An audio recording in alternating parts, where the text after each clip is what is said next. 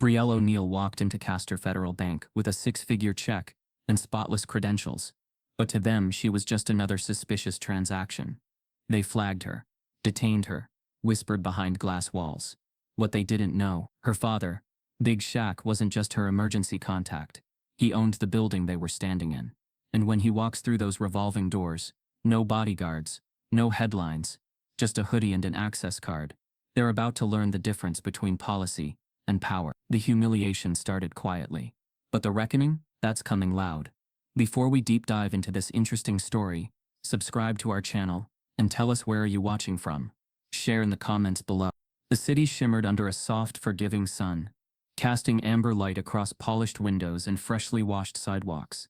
From a distance, it looked like the perfect day, one of those spring mornings where even strangers nodded to each other in passing. Joggers claimed the corners of downtown, birds danced between traffic lights, and the scent of fresh coffee curled out from open cafe doors.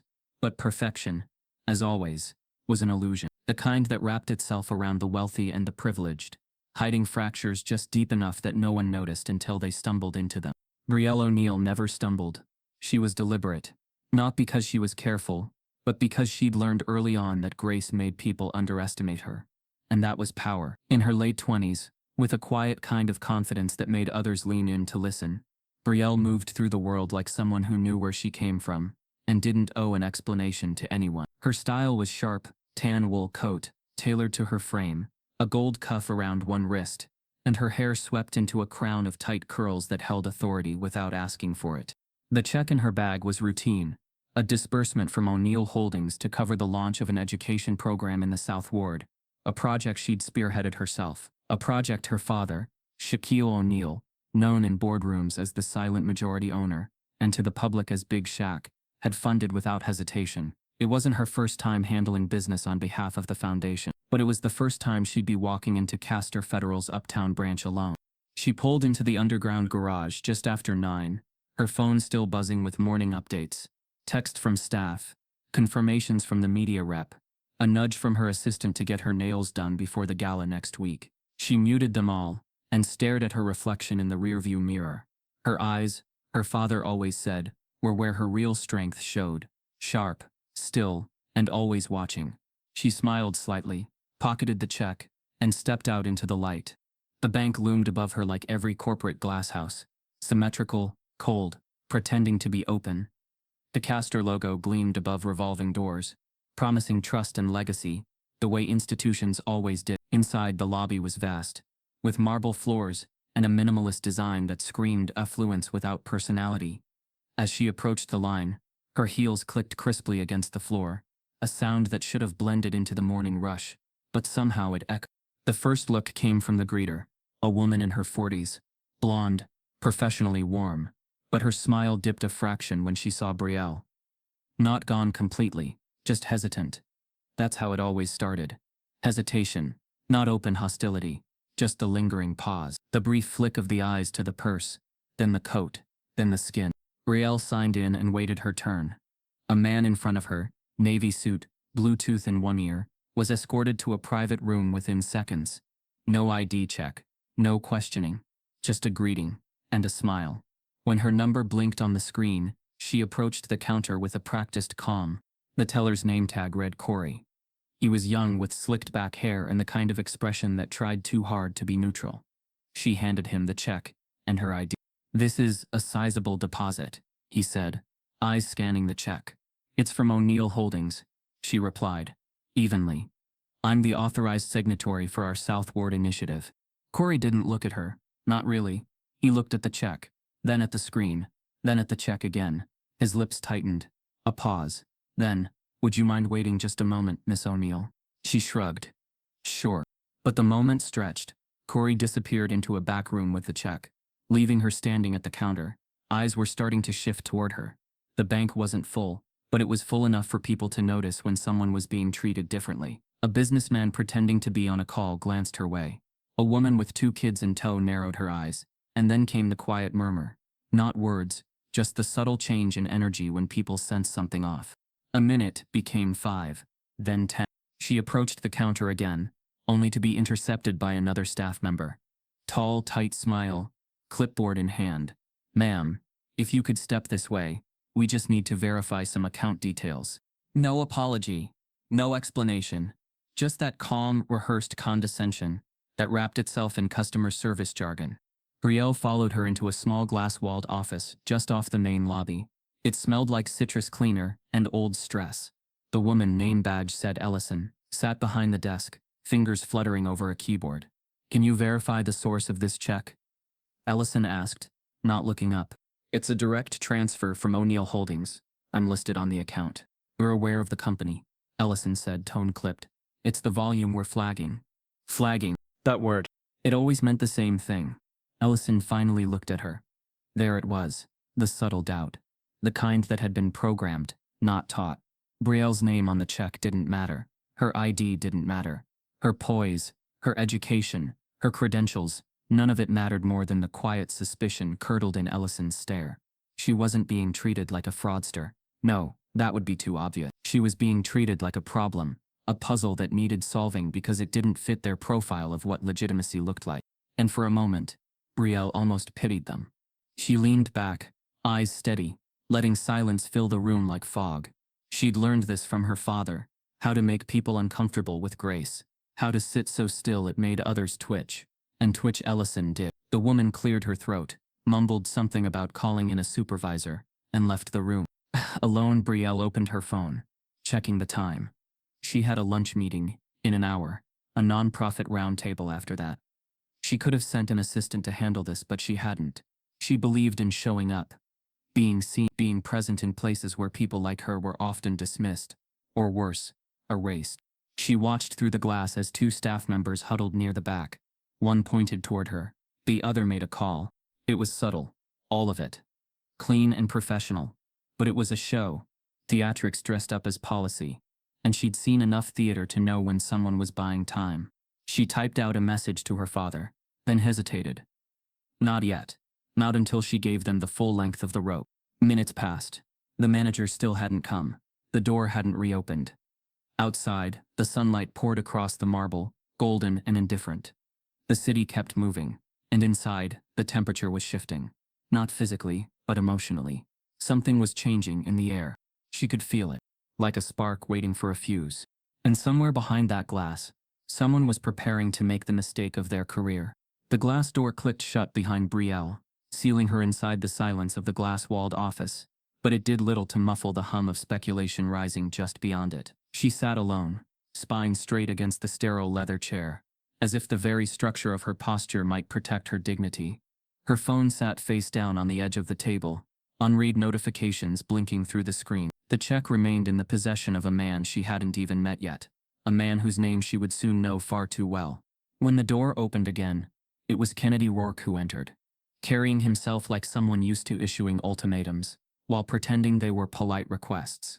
His suit was immaculate, charcoal pinstripe, tie pulled tight enough to choke out whatever remained of sincerity in him. His shoes, gleaming and narrow, tapped lightly across the tile as he took his seat across from her, setting the check down on the table like it was radioactive. Ms. O'Neal, he began, eyes narrowing almost imperceptibly on her last name. We've been reviewing the deposit, and there are some inconsistencies we'd like to clarify. His tone had the varnish of civility, but none of the warmth. It was the kind of voice that sounded helpful, only to the person speaking. Brielle tilted her head slightly, waiting. She didn't blink. The issuing company, O'Neal Holdings, he said, pausing as if to give the name extra weight.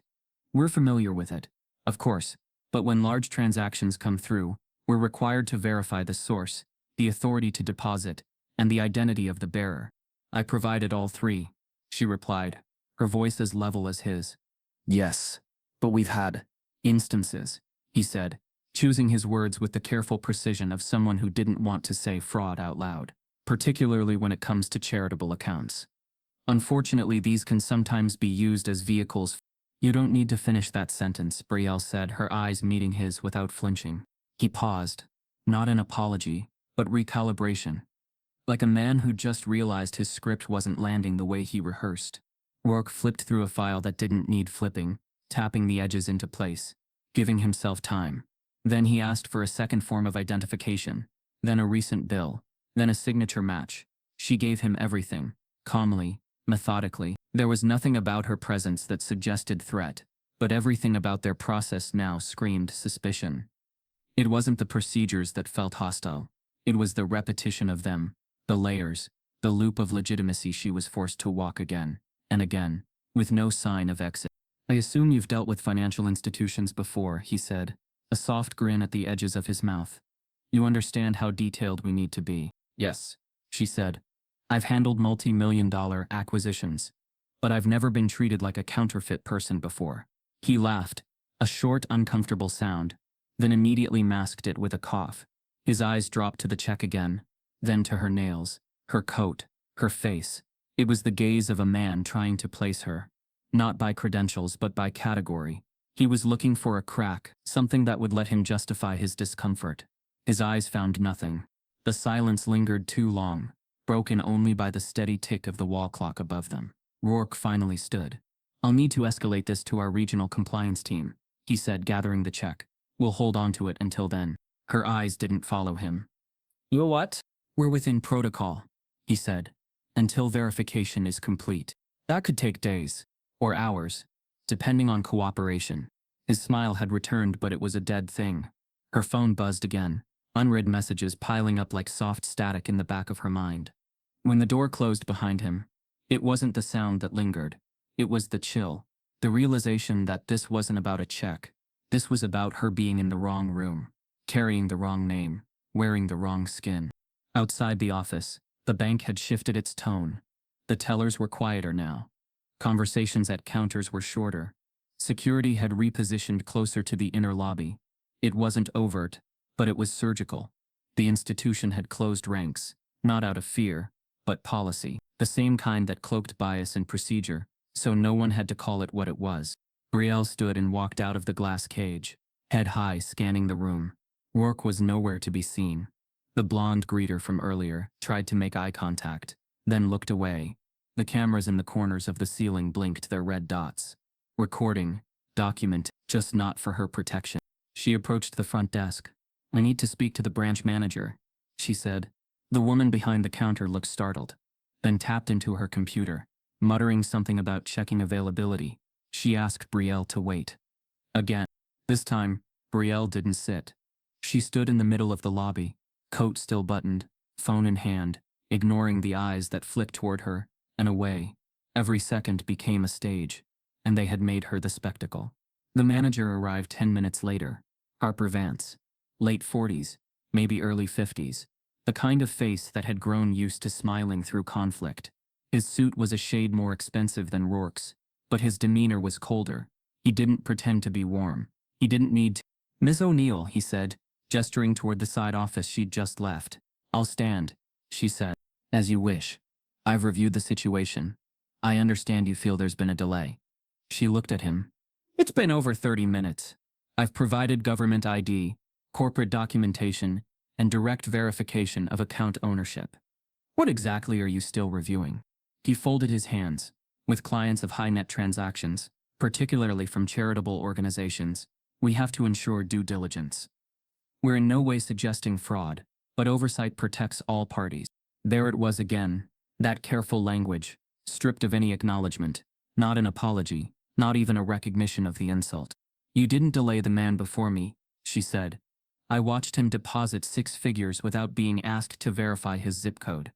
I can't speak to every client's situation, he replied. You don't have to. Your pattern speaks loud enough. That made him blink.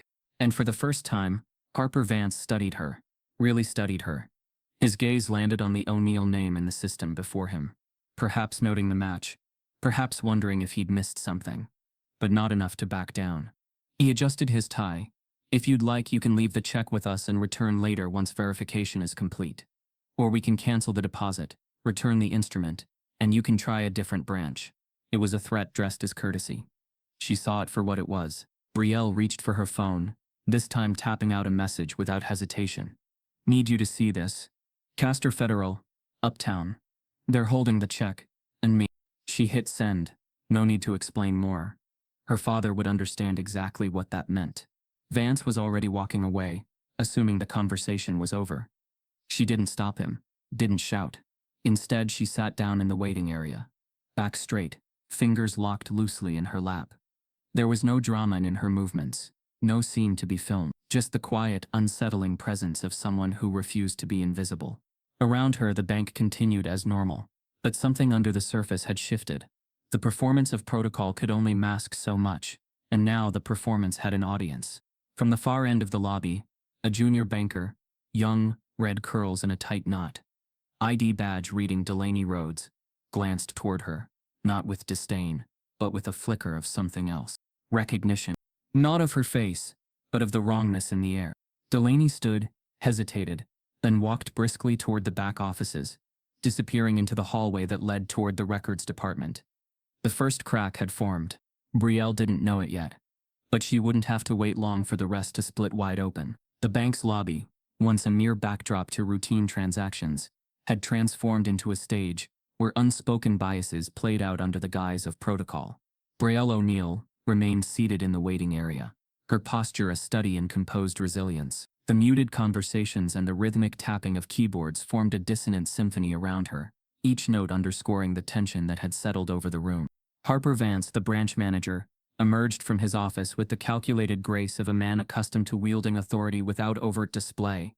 His gaze swept over the lobby, landing on Brielle with a practiced neutrality that barely concealed the undercurrents of his skepticism. He approached her, his footsteps echoing softly against the polished marble floor. "Ms. O'Neal," Vance began, his voice modulated to convey a semblance of concern, "we've taken the necessary steps to ensure the legitimacy of the transaction in question. Our compliance team has been notified, and we've also reached out to the relevant authorities to expedite the verification process." Brielle's eyes narrowed slightly, the only outward sign of the storm brewing within. "Authorities?" she echoed, her tone measured but laced with incredulity. "You're involving law enforcement over a routine deposit?"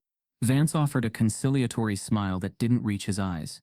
It's standard procedure for transactions of this magnitude, especially when certain discrepancies arise. "Discrepancies?" Brielle's voice remained calm, though a steely edge had crept in. "I've provided all necessary identification and documentation. What exactly is discrepant here?" Vance hesitated, a flicker of discomfort crossing his features. "It's not uncommon for individuals to attempt to exploit financial institutions," he said, choosing his words with the precision of a man navigating a minefield. "We must remain vigilant to protect our clients and our reputation." The implication hung heavy in the air, unspoken but deafening. Brielle felt the weight of the gazes around her, the silent judgment of onlookers, who had paused their own affairs to witness the unfolding drama. The humiliation was a slow burn, igniting a fire that she refused to let consume her composure. Taking a deliberate breath, Brielle rose to her feet, her stature commanding attention. "Mr. Vance," she began, her voice carrying the clarity of conviction. "I understand the importance of due diligence. However, it's evident that this scrutiny is not solely about the check or the procedures. It's about perceptions, misguided and prejudiced."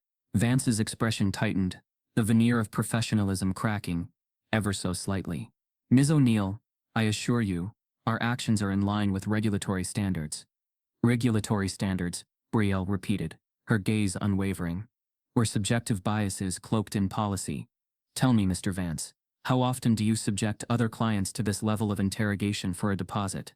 A murmur rippled through the lobby, a collective intake of breath, as the confrontation peeled back the layers of systemic discrimination that often went unchallenged.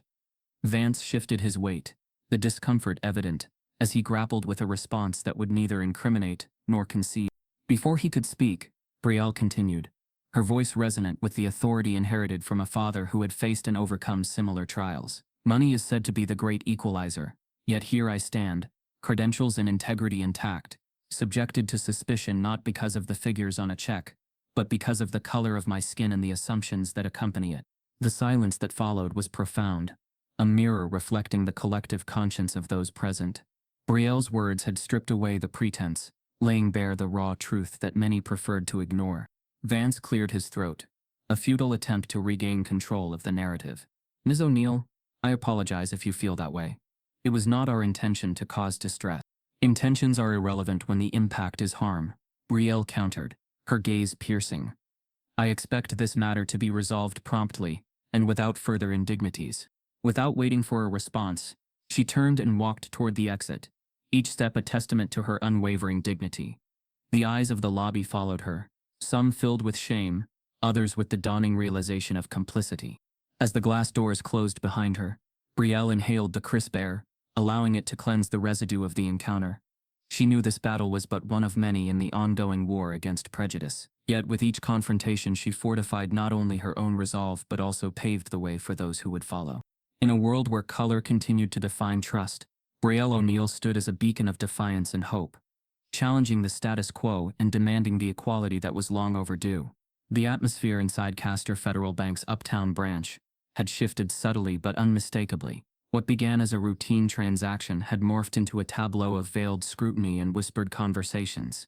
Brielle O'Neal, seated in the waiting area, maintained a composed exterior, her eyes occasionally flicking to the minimalist clock on the wall. Each tick seemed to echo the unspoken tension that now permeated the air. Behind closed doors, in the bank's inner sanctum, Harper Vance, the branch manager, stood with arms crossed, his gaze fixed on Kennedy Rourke. The assistant manager, Rourke, had just concluded a hushed phone conversation, his expression a mixture of concern and calculation. "Compliance wants a deep dive," Rourke began, his voice low. "They've flagged the transaction, and the client." Vance's brow furrowed. "The client? On what grounds?" Rourke hesitated, choosing his words carefully. "High-value check, unusual activity, and her profile doesn't align with the expected parameters."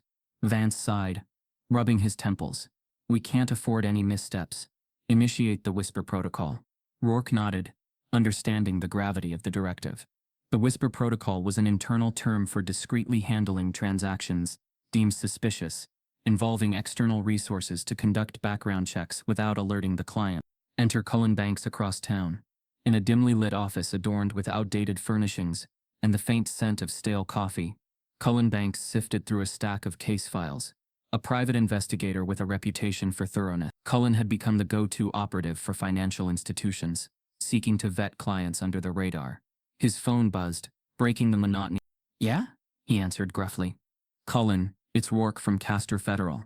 Cullen straightened, recognizing the name. "What do you need?" "We've got a situation.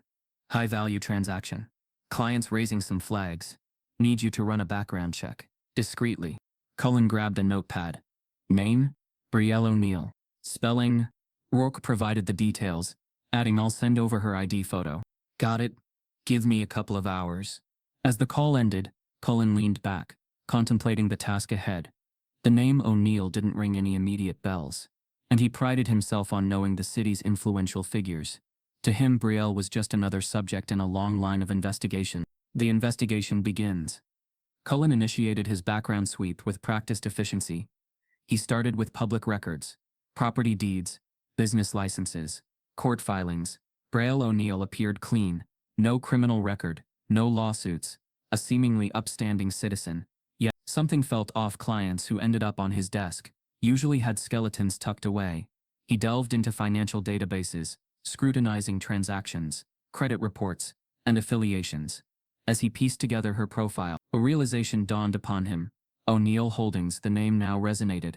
His fingers danced across the keyboard, pulling up information on the conglomerate. And there it was, Shaquille O'Neal, majority stakeholder. Cullen's eyes widened. Brielle wasn't just any client. She was the daughter of a renowned figure, a man whose influence spanned industries. The weight of his assignment became apparent. He realized the precarious position the bank had placed itself in by escalating this matter. He reached for his phone, dialing Rourke's number. "Rourke, we have a problem," Cullen began without preamble. "What is it?" "Your client, Brielle O'Neal. She's Shaquille O'Neal's daughter." Silence. "Did you know?" Cullen pressed. The hesitation on the other end spoke volumes. "No," Rourke admitted. We didn't make the connection." Cullen exhaled sharply. "You've stirred a hornet's nest. I suggest you tread carefully. This isn't just about a check anymore." Mounting tension back at the bank, the atmosphere grew increasingly strained. Brielle noticed the shift, the furtive glances, the nervous energy. Her patience, though vast, was wearing thin. She stood approaching the counter once more. "Excuse me," she addressed the teller, her voice calm but firm. "I've been waiting for an extended period. I'd like an update on my transaction." The teller, visibly flustered, stammered, "Ms. O'Neal, The manager will be with you shortly. Please let him know that my time is valuable, Brielle replied, returning to her seat with an air of dignified authority. Damage control in the back office. Rourke relayed Cullen's findings to Vance. The revelation of Brielle's lineage sent a ripple of unease through the room. They had mishandled the situation, and the potential repercussions loomed large. We need to rectify this, Vance stated, his tone grave. Prepare a formal apology and expedite the transaction. We can't afford a PR disaster. Rourke nodded, already drafting the necessary documents, the weight of their misjudgment pressing heavily upon them. A father's concern. Brielle's phone buzzed, drawing her attention. A message from her father. Everything okay? She hesitated before typing back. Handling it. We'll update you soon. She knew her father would intervene if necessary, but she wanted to address the situation on her own terms first. The apology moments later, Vance approached her, his demeanor markedly different from earlier. There was a forced warmth, a conciliatory air that didn't escape Brielle's notice. Miss O'Neal, he began. I want to personally apologize for the delay and any inconvenience we've caused. Your transaction has been approved. The morning sun cast a golden hue over the expansive O'Neal estate, nestled on the outskirts of Atlanta. Dew-kissed lawns stretched endlessly, bordered by towering oaks that stood as silent sentinels to the tranquility of the scene. Birdsong filled the air, a gentle symphony that heralded the promise of a new day. In the heart of this serene landscape, Shaquille O'Neal, affectionately known as Big Shaq, found solace, despite the vastness of his property and the opulence that success had afforded him. Shaq remained a man deeply rooted in humility and purpose. This morning was no exception. A mentor's touch. The estate's private basketball court buzzed with youthful energy. A group of inner-city kids, ranging from eager novices to budding talents, dribbled and dashed under the watchful eye of their towering mentor. Shaq, clad in a simple tracksuit, moved among them with an ease that belied his formidable presence. He crouched to demonstrate a dribbling technique to a young boy whose eyes widened with a mix of awe and determination. Keep your head up, Shaq advised, his deep voice resonating with warmth. The court's yours. Own it. The boy nodded vigorously, mimicking the movement as Shaq ruffled his hair affectionately. Moments like these were the essence of Shaq's mornings, imparting wisdom, sharing laughs, and instilling confidence in those who needed it most. Roots of empathy. As the session progressed, Shaq took a step back, observing the children as they practiced. His mind drifted to his own youth in Newark, New Jersey, a time marked by challenges and the ever-present specter of adversity. He recalled the mentors who had guided him, the community centers that had offered refuge, and the unwavering support of his mother, Lucille. Those experiences had shaped his resolve. Success was not merely a personal achievement, but a platform to uplift others. It was this philosophy that led to the establishment of the Shaquille O'Neal Foundation, dedicated to creating pathways for underserved youth to reach their full potential.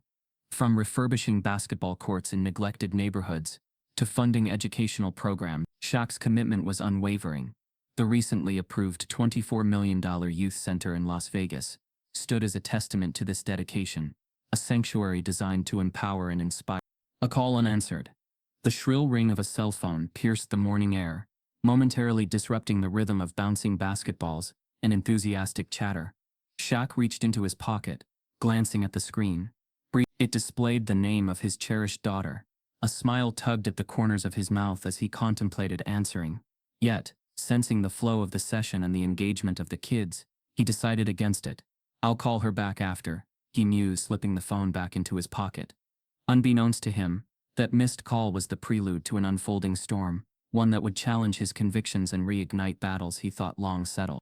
Reflections on racism. As the session drew to a close, Shaq gathered the children around, sharing stories not just of basketball triumphs, but of life's broader lessons. He spoke of perseverance, of rising above naysayers, and of the importance of character. Yet underlying his words was an unspoken acknowledgement of the world's harsher realities. Realities he knew all too well. Throughout his career, Shaq had encountered the insidious tendrils of racism. From subtle slights to overt discrimination, the journey had been fraught with challenges that extended beyond the hardwood. Money and fame had offered some insulation, but they were not panaceas. He had witnessed doors that remained closed, not due to a lack of merit, but because of the color of his skin. These experiences fortified empathy. He understood the sting of prejudice and the weight of systemic barriers. It was this understanding that fueled his commitment to ensuring that the next generation faced fewer obstacles, that they could dream without limitations imposed by societal biases. An oath of humility. Wealth had transformed many, but Shaq had made a silent vow: never would he allow affluence to erode his humanity. He remained accessible, grounded, and ever mindful of his roots, whether it was through surprise acts of kindness, like covering the cost of a stranger's engagement ring, or his ongoing philanthropic endeavors. Shaq's actions spoke of a man who valued people over possessions. He often reflected on the words of Muhammad Ali, whose generous spirit he sought to emulate. Ali's belief that service to others was the rent one paid for room on earth resonated deeply with Shaq, guiding his steps long after the cheers of the crowd had faded. A tranquil prelude. As the children dispersed, their laughter echoing across the estate, Shaq lingered on the court, basking in the morning's serenity. He felt a profound sense of fulfillment, a quiet contentment that came from knowing he was making a difference. The world beyond his sanctuary seemed distant, its clamor muted by the peace he had cultivated within these grounds. Yet beneath this calm surface, ripples of unrest were forming. The missed call from Brielle was more than a mere interruption. It was the harbinger of a challenge that would test Shaq's resolve, confront his past, and compel him to once again stand against the very forces he had long endeavored to dismantle. The atmosphere within Castor Federal Bank had shifted from subtle suspicion to overt scrutiny. Brielle O'Neal, once seated in the public waiting area, now found herself escorted to a secluded side office, a space devoid of warmth, its sterile ambiance amplifying the tension. The wall, painted in muted tones, seemed to close in, reflecting the coldness of the situation. Isolation and intimidation. Seated at a small table, Brielle maintained her composure, her posture upright, eyes steady. She had requested to speak with a supervisor regarding the unexplained delay with her transaction. Instead, the door opened to reveal Clint Mercer, the bank's head of security. A tall man with a stern demeanor, Mercer's presence exuded authority, but his eyes held a disconcerting glint, one that spoke of preconceived judgments. "Ms. O'Neal," Mercer began, taking a seat opposite her. "I'm Clint Mercer, head of security. We've encountered some irregularities with the check you've presented." Brielle's brow furrowed slightly. "Irregularities? Such as?" Mercer leaned back, clasping his hands. "The amount is substantial, and certain aspects of the check have raised red flags. As a precaution, we've placed it under federal review." The term federal review hung in the air, heavy with implication. Brielle sensed the underlying accusation, the unspoken suspicion directed toward her, the unseen allegations. While Mercer spoke in measured tones, the insinuations were clear. They weren't merely verifying the authenticity of the check, they were scrutinizing her integrity. The narrative subtly shifted, suggesting that Brielle fit a certain profile, one that aligned with fraudulent activity. Her identity, her background, perhaps even her appearance were being used against her in this silent indictment. "Mr. Mercer," Brielle began, her voice steady but edged with frustration, "I've provided all necessary identification. This check is legitimate. What exactly are you implying?" Mercer's gaze remained unyielding. "As I mentioned, it's a precautionary measure. We need to ensure all protocols are followed." Public spectacle outside the confines of the office. The bank's clientele had taken notice. Whispers spread like wildfire. Heads turned, and the subtle glow of smartphone screens indicated that some were recording the unfolding drama. The sight of a well-dressed woman being sequestered by security was fodder for speculation. "Did you see that?" a customer murmured to another. "I wonder what's going on." "Probably some fraud thing," another replied, eyes glued to their phone. "People are saying she tried to pass a fake check." The court of public opinion was swift and unforgiving, shaping narratives without the burden of proof. The bank's misstep, unbeknownst to the bank's staff. Their actions were setting the stage for a revelation that would turn the tables. Their implicit biases and hasty judgments were leading them into a precarious position, one where they were not the arbiters of justice, but the perpetrators of discrimination. As Mercer continued his veiled interrogation, Brielle's phone vibrated softly in her bag. A call from her father, Shaquille O'Neal. Unaware of her current predicament, he was reaching out, perhaps sensing the disturbance in the calm of his morning. Brielle, unable to answer, could only hope that this ordeal would resolve before escalating further. The trap unveiled. The bank's internal systems were abuzz with activity. Emails were exchanged. Compliance officers were alerted, and the decision to involve federal authorities loomed on the horizon.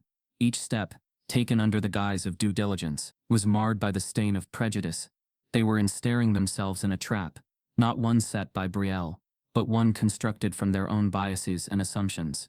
The real revelation awaiting them was not of a fraudulent check, but of their own systemic flaws, a reckoning that would challenge their practices and perceptions. Brielle's resolve throughout the ordeal. Brielle remained resolute. She understood all too well the undercurrents at play, the societal biases that painted individuals with broad, unjust strokes.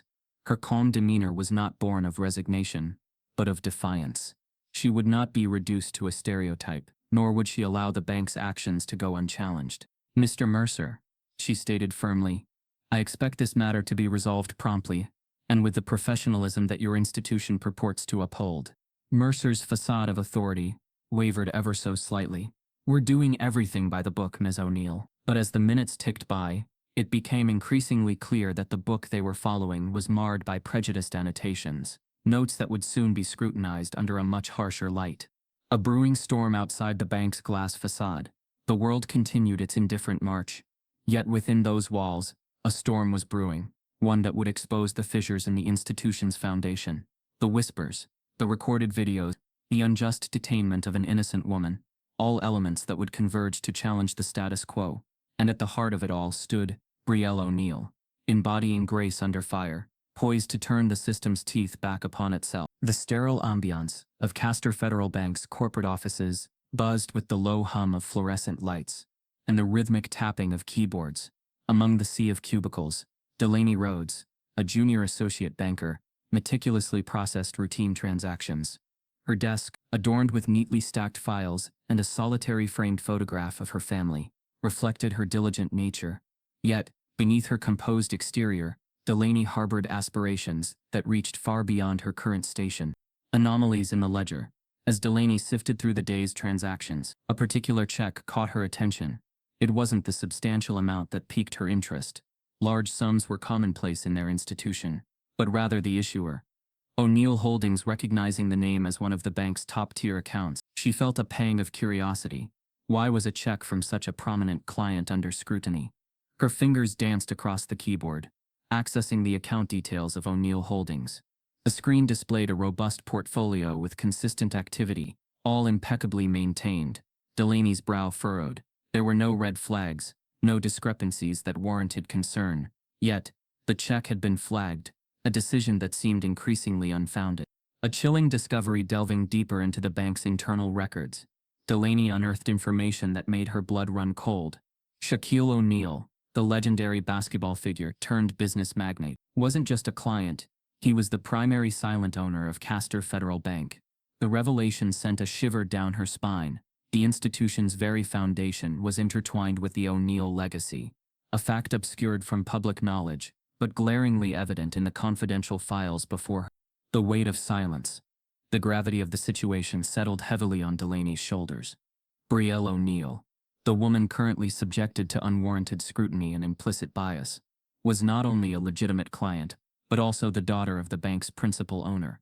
The irony was palpable, and the potential repercussions of this mishandling loomed large. Memories of past incidents surfaced in Delaney's mind.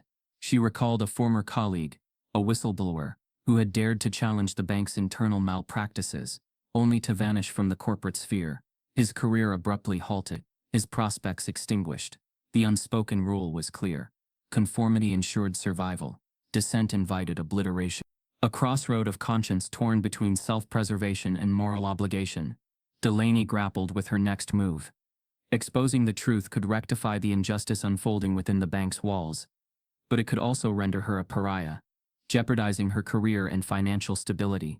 Conversely, remaining silent would implicate her in the perpetuation of systemic discrimination, a reality she found increasingly intolerable. Catalyst for action.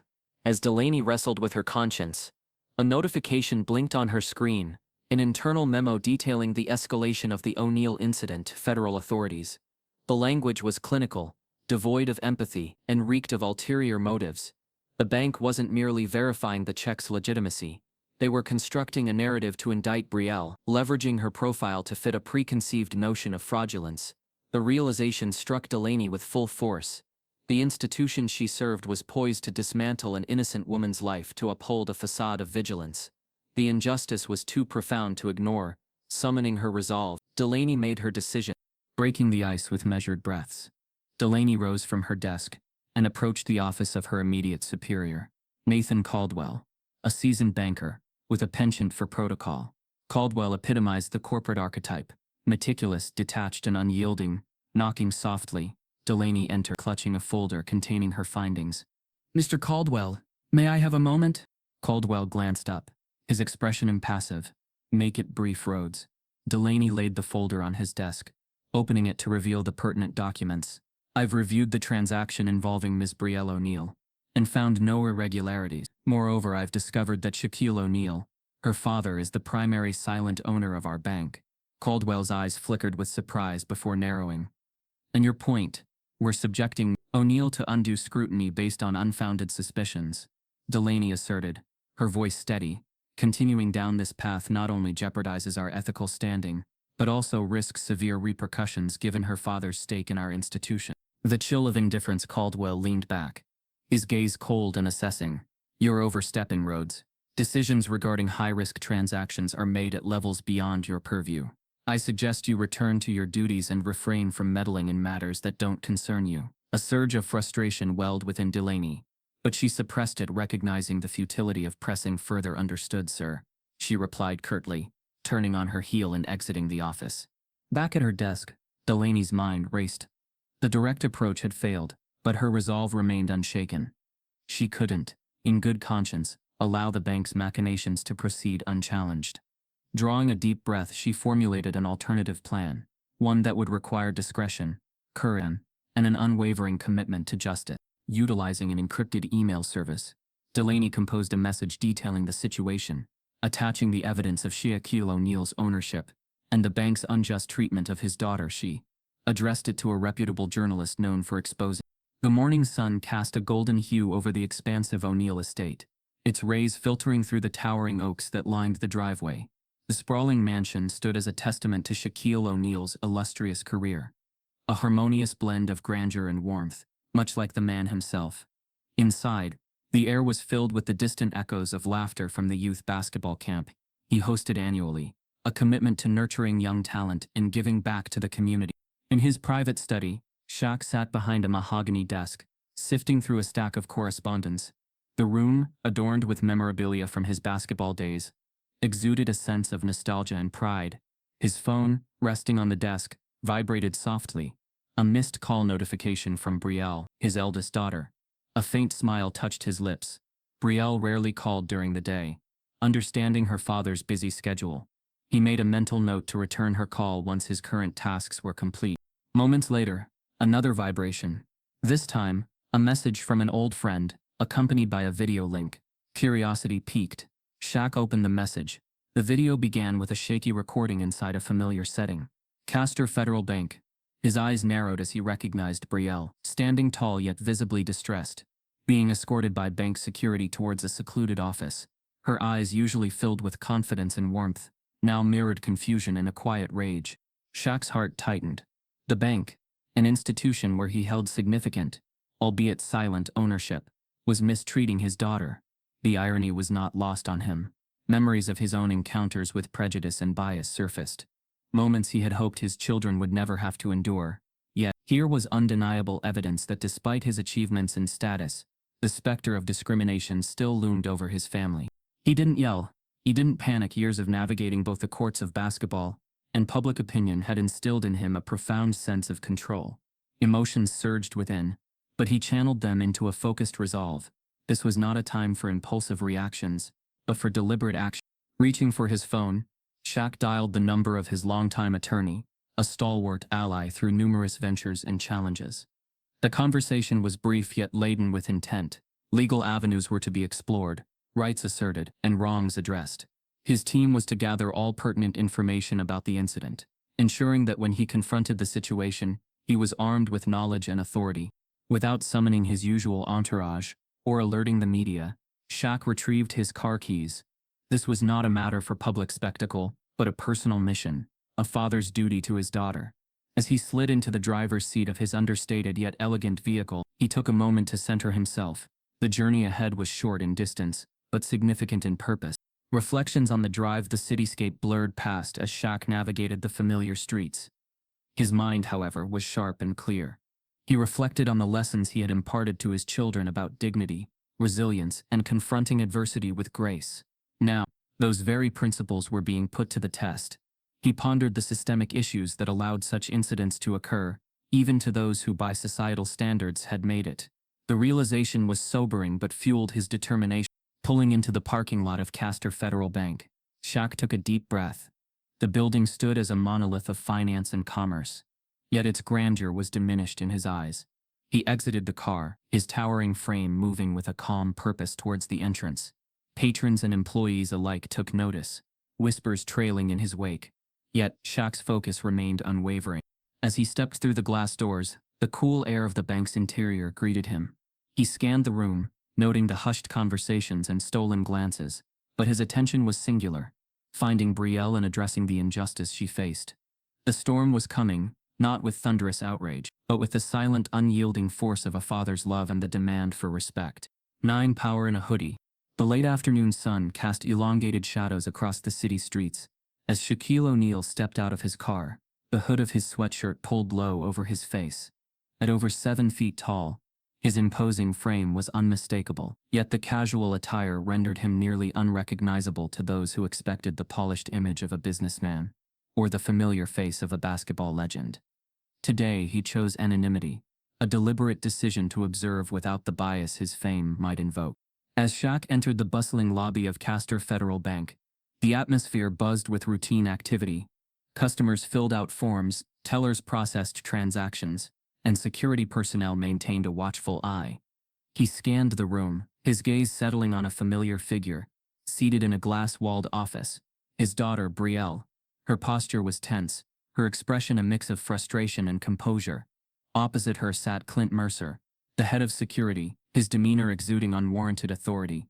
Positioning himself near a promotional display, Shaq observed the interaction unfold.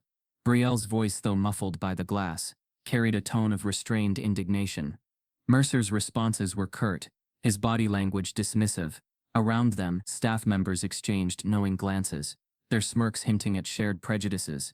The scene was a microcosm of the systemic biases Shaq had long suspected, but now witnessed firsthand. After several minutes, Shaq approached the reception desk. The young woman behind it barely glanced up, her attention fixed on her computer screen. "Excuse me," Shaq said, his voice calm yet commanding. "I'd like to speak with the branch director." The receptionist looked up, her eyes widening slightly at the sight of the towering figure before her. However, noting his casual attire, she quickly masked her surprise with practiced indifference. "Do you have an appointment?" she asked, her tone bordering on condescension. "No," Shaq replied evenly, "but I believe they'll want to make time." The receptionist's gaze flickered with irritation. "I'm afraid that's not possible without an appointment. Perhaps I can schedule one for you next week." Shaq reached into his pocket and retrieved a sleek access card embossed with the bank's emblem and marked with a designation that granted him unrestricted entry. He held it up, allowing the receptionist to read the title beneath his name. The color drained from her face as realization dawned. Her fingers fumbled over the keyboard, and she stamped, "I'll notify Mr. Vance immediately. Please, have a seat." Shaq nodded, slipping the card back into his pocket. "Thank you." Within moments, Harper Vance, the branch manager, emerged from his office, his expression a mask of professional composure tinged with underlying anxiety. He approached Shaq with an outstretched hand, his smile strained. "Mr. O'Neal," Vance began, "we weren't expecting you today. How can we assist you?" Shaq shook his hand firmly, his gaze unwavering. "I'd like to discuss the situation involving my daughter, Brielle O'Neal." Vance's eyes widened imperceptibly, a bead of sweat forming at his temple. He glanced toward the glass-walled office where Brielle remained seated, her expression now one of steely resolve. "Of course," Vance replied, his voice faltering slightly. "Perhaps we can move to a private area to discuss this matter." Shaq's eyes narrowed. "I think here is just fine. Transparency is important. Don't you agree?" A hush fell over the lobby, as staff and customers alike sensed the shift in atmosphere. All eyes turned toward the unfolding scene, curiosity and apprehension mingling in their gazes. Vance swallowed hard, his facade of confidence crumbling under Shaq's penetrating stare. He gestured weakly toward the office where Brielle sat. Ms. O'Neal presented a check that required verification, Vance explained, his voice lacking conviction. Standard procedure, you understand. Shaq's expression remained impassive. Standard procedure that involves detaining a client and subjecting them to undue scrutiny based on unfounded suspicions. Vance opened his mouth to respond, but no words came. The weight of the accusation hung heavily in the air, the silence amplifying the tension. Shaq took a step closer, his presence overwhelming. I expect my investments to uphold the highest standards of integrity and respect. It appears this branch has failed in that regard. As Shaq's words resonated through the lobby, the staff's demeanor shifted from smug indifference to palpable fear. The security personnel who had earlier eyed Brielle with suspicion now stood rigid, their faces pale. The tellers exchanged nervous glances, the gravity of the situation sinking in. Harper Vance's composure shattered entirely. His shoulders slumped, and his eyes darted around the room as if seeking an escape. The internal scream of realization and regret was evident in his trembling hands and ashen complexion. Shaq allowed the silence to stretch, each passing second intensifying the discomfort. Finally, he spoke, his tone measured but laced with authority. I trust appropriate actions will be taken to rectify this situation, he said, and to ensure such incidents do not occur in the future. Vance nodded vigorously, words failing him. Without another word, Shaq turned and walked toward the glass-walled office. The late afternoon sun cast elongated shadows across the city streets as Shaquille O'Neal stepped out of his car. The hood of his sweatshirt pulled low over his face. At over 7 feet tall, his imposing frame was unmistakable, yet the casual attire rendered him nearly unrecognizable to those who expected the polished image of a businessman or the familiar face of a basketball legend. Today he chose anonymity, a deliberate decision to observe without the bias his fame might invoke. As Shaq entered the bustling lobby of Castor Federal Bank, the atmosphere buzzed with routine activity. Customers filled out forms, tellers processed transactions, and security personnel maintained a watchful eye. He scanned the room, his gaze settling on a familiar figure, seated in a glass-walled office. His daughter Brielle. Her posture was tense, her expression a mix of frustration and composure. Opposite her sat Clint Mercer, the head of security, his demeanor exuding unwarranted authority. Positioning himself near a promotional display, Shaq observed the interaction unfold. Brielle's voice, though muffled by the glass, carried a tone of restrained indignation. Mercer's responses were curt, his body language dismissive. Around, staff members exchanged knowing glances, their smirks hinting at shared prejudices. The scene was a microcosm of the systemic biases Shaq had long suspected but now witnessed firsthand. After several minutes, Shaq approached the reception desk. The young woman behind it barely glanced up, her attention fixed on her computer screen. "Excuse me," Shaq said, his voice calm yet commanding. "I'd like to speak with the branch director." The receptionist looked up, her eyes widening slightly at the sight of the towering figure before her. However, noting his casual attire, she quickly masked her surprise with practiced indifference. "Do you have an appointment?" she asked, her tone bordering on condescension. "No," Shaq replied evenly, "but I believe they'll want to make time." The receptionist's gaze flickered with irritation. "I'm afraid that's not possible without an appointment. Perhaps I can schedule one for you next week." Shaq reached into his pocket and retrieved a sleek access card, embossed with the bank's emblem, and marked with a designation that granted him unrestricted entry. He held it up, allowing the receptionist to read the title beneath his name. The color drained from her face as realization dawned. Her fingers fumbled over the keyboard, and she stammered, "I'll notify Mr. Vance immediately. Please, have a seat." Shaq nodded, slipping the card back into his pocket. "Thank you." Within moments, Harper Vance, the branch manager, emerged from his office, his expression a mask of professional composure tinged with underlying anxiety. He approached Shaq with an outstretched hand, his smile strained. "Mr. O'Neal," Vance began, "we weren't expecting you today. How can we assist you?" Shaq shook his hand firmly, his gaze unwavering. "I'd like to discuss the situation involving my daughter Brielle O'Neal." Vance's eyes widened imperceptibly, a bead of sweat forming at his temple. He glanced toward the glass-walled office, where Brielle remained seated, her expression now one of steely resolve. "Of course," Vance replied, his voice faltering slightly. Perhaps we can move to a private area to discuss this matter. Shaq's eyes narrowed. I think here is just fine. Transparency is important. Don't you agree? A hush fell over the lobby as staff and customers alike sensed the shift in atmosphere. All eyes turned toward the unfolding scene, curiosity and apprehension mingling in their gazes. Vance swallowed hard, his facade of confidence crumbling under Shaq's penetrating stare. He gestured weakly toward the office where Brielle sat. Ms. O'Neal presented a check that required verification. Vance explained, his voice lacking conviction. Standard procedure. You understand. Shaq's expression remained impassive. Standard procedure that involves detaining a client and subjecting them to undue scrutiny based on unfounded suspicion. Vance opened his mouth to respond, but no words came. The weight of the accusation hung heavily in the air. The silence amplifying the tension. Shaq took a step closer, his presence overwhelming. I expect my investments to uphold the highest standards of integrity and respect. It appears this branch has failed in that regard. As Shaq's words resonated through the lobby, the staff's demeanor shifted from smug indifference to palpable fear. The security personnel who had earlier eyed Brielle with suspicion now stood rigid, their faces pale. The tellers exchanged nervous glances, the gravity of the situation sinking in. Harper Vance's composure shattered entirely. His shoulders slumped, and his eyes darted around the room, as if seeking an escape. The internal scream of realization and regret was evident in his trembling hands and ashen complexion. Shaq allowed the silence to stretch, each passing second intensifying the discomfort. Finally he spoke, his tone measured but laced with authority. I trust appropriate actions will be taken to rectify this situation, he said, and to ensure such incidents do not occur in the future. Vance nodded vigorously, words failing him.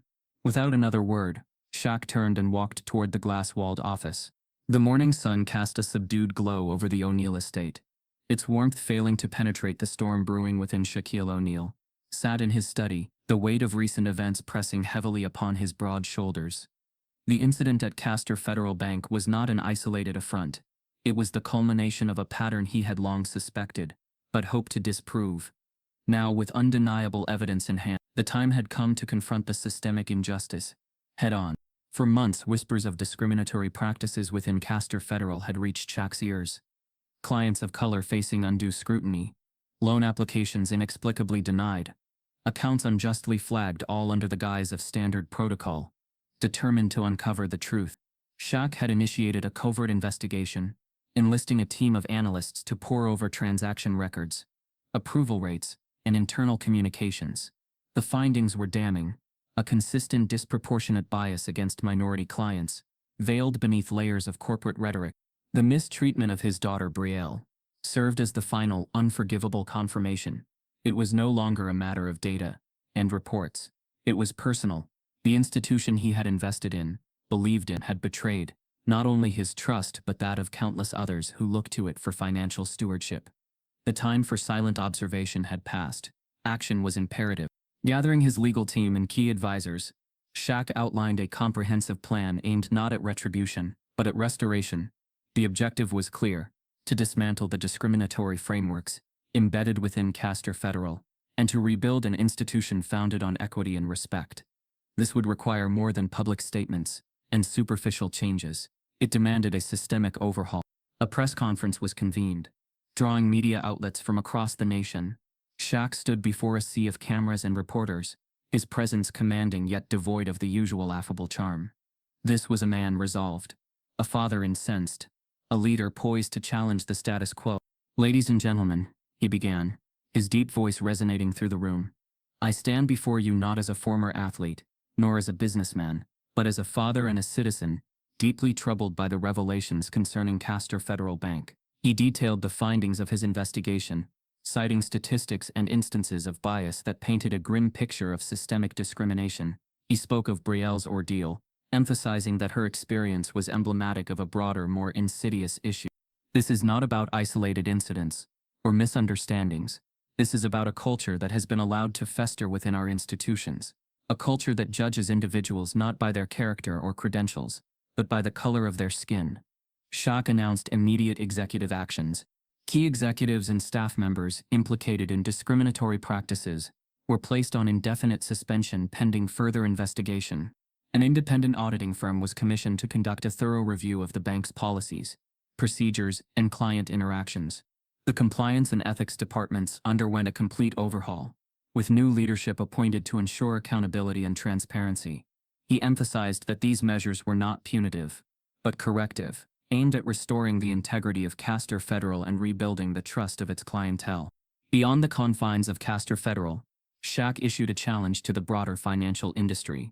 He urged institutions to scrutinize their own practices, to confront uncomfortable truths, and to commit to genuine lasting reform. Racism in a suit is still racism, he asserted. It's time for the financial sector to lead by example, to demonstrate that profitability and equity are not mutually exclusive, but mutually reinforcing. Understanding that systemic change requires collective effort, Shaq pledged to collaborate with community organizations, advocacy groups, and policymakers. Initiatives were set in motion to provide financial literacy programs, support minority-owned businesses, and create pathways for underrepresented individuals to enter and thrive within the banking industry. In the quiet moments following the public address, Shaq reflected on the journey that had brought him here. From a young boy with dreams bigger than his circumstances, to a man wielding influence in arenas far beyond basketball courts. The path had been arduous, but purposeful. This chapter, though fraught with pain and disillusionment, reaffirmed his commitment to using his platform for the greater good. The measures implemented marked the beginning, not the culmination, of a long road toward equity. Challenges would arise, resistance would be met, but the foundation had been laid for a future where institutions serve all individuals with fairness and dignity. As the press conference concluded and the crowd dispersed, a sense of cautious optimism permeated the air. The unveiling of truth, though painful, paved the way for healing and progress. Shaquille O'Neal, once a giant on the basketball court, now stood even taller as a champion for justice, proving that true power lies not in silence, but in the courage to confront and correct the wrongs that persist in society. The morning sun cast a pale light over the city, but within the walls of Castor Federal Bank's corporate headquarters, a storm was brewing. The previous day's events had ignited a firestorm of public outrage, and the institution's leadership scrambled to contain the blaze. In the wake of the incident involving Brielle O'Neal, Castor Federal's public relations team worked through the night to craft a response. By dawn, a press release was disseminated across media outlets and social platforms. "We at Castor Federal Bank deeply regret the unfortunate incident that occurred at our downtown branch involving Ms. Brielle O'Neal. We are committed to upholding the highest standards of customer service and do not condone discrimination in any form. An internal investigation is underway, and we are taking steps to ensure such incidents do not recur." The statement was meticulously worded, designed to placate the masses while admitting minimal fault. However, the public's response was swift and unforgiving. Social media platforms erupted with indignation. The hashtag banking, while black trended nationwide, accompanied by personal anecdotes of similar experiences at Castor Federal and other financial institutions. The bank's attempt at damage control had backfired, perceived as a hollow gesture, lacking genuine accountability. Amid the external backlash, internal dissent began to surface. Delaney Rhodes, a young associate banker at Castor Federal, had long harbored concerns about the bank's practices. The incident with Brielle was the tipping point. Under the cloak of anonymity, Delaney and several colleagues began leaking information to the press, revealing systemic issues of racial profiling and discriminatory policies within the bank. News outlets seized upon the leaked information, further fueling public outrage. Investigative reports detailed patterns of unjust account closures, loan denials, and heightened scrutiny faced by clients of color. The bank's carefully curated image began to crumble under the weight of these revelations. While the media clamored for a statement, Shaquille O'Neal maintained a deliberate silence. He declined interviews and refrained from public commentary, choosing instead to channel his energy into constructive action. In lieu of engaging with the media circus, Shaq announced the launch of the Brielle Initiative, a comprehensive financial literacy program aimed at empowering underserved communities, funded personally by O'Neal. The initiative sought to address the root causes of economic disparity by providing education on credit management, investment strategies, and homeownership. The Brielle Initiative quickly gained traction, partnering with local schools, community centers, and religious organizations to offer workshops and resources. Testimonials from participants highlighted the program's immediate positive impact, contrasting sharply with Castor Federal's faltering public image. Within Castor Federal, the atmosphere was tense. Executives held emergency meetings to strategize a path forward, but morale among employees was at an all-time low. The leaks had exposed deep-seated issues, and the workforce was divided between those advocating for genuine reform and those clinging to the status quo. Realizing the inadequacy of their initial response, Castor Federal's leadership issued a second statement. We acknowledge that our previous statement failed to fully address the gravity of recent events. We are committed to implementing comprehensive reforms, including third-party audits, employee retraining, and community engagement initiatives. We apologize unreservedly to O'Neal and to all those who have been affected by our shortcomings. Despite the more conciliatory tone, skepticism remained. The public had heard similar promises before, and trust, once broken, is not easily restored. In contrast to the bank's reactive measures, Shaq's proactive approach resonated deeply with the community. His actions underscored a fundamental truth.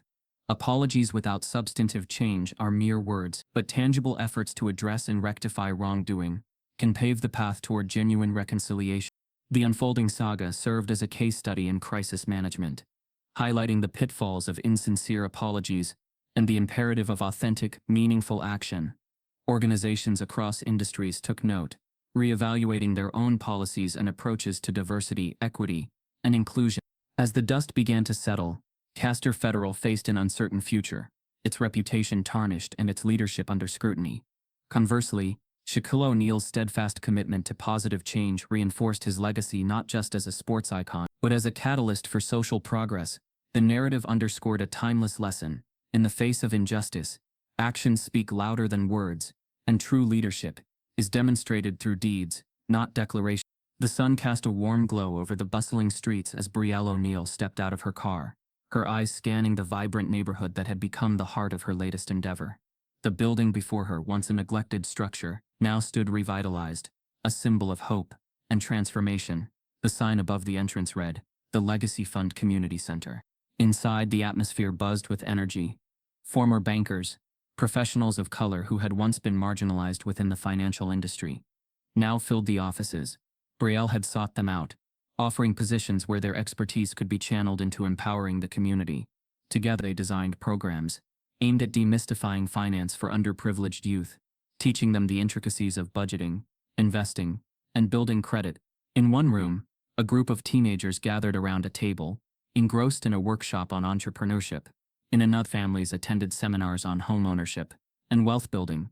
The center pulsed with the promise of new beginnings. Brielle's journey had come full circle. The very institution that had once humiliated her now sought her guidance. Appointed as the executive chair of Castor Federal Bank's Diversity and Ethics Board, a position orchestrated by her father, Shaquille O'Neal, she found herself at the intersection of corporate influence and community advocacy.